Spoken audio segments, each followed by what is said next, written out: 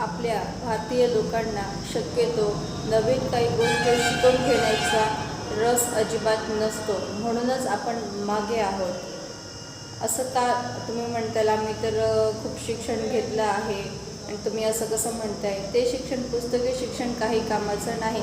व्यवहार्य शिक्षण, ज्याच्यामुळे आपल्याला काहीतरी फायदा होईल, 4 पैसे कमवता येईल, हे शिक्षण ते महत्त्वाचं।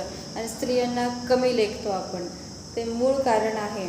आणि बाकीच्या देशांमध्ये बघत असाल, फ्रेंचमध्ये जा, फ्रेंचमध्ये बोललं जातं, जपानमध्ये, चीनमध्ये त्यांच्या स्वभाषामध्ये ते बोलतात, व्यवहार करतात।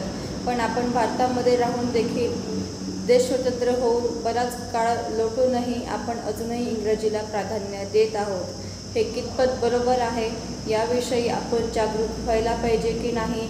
आपण संस्कृतमध्ये, मराठीमध्ये आपल्या मुलांना शिकवलं पाहिजे की नाही?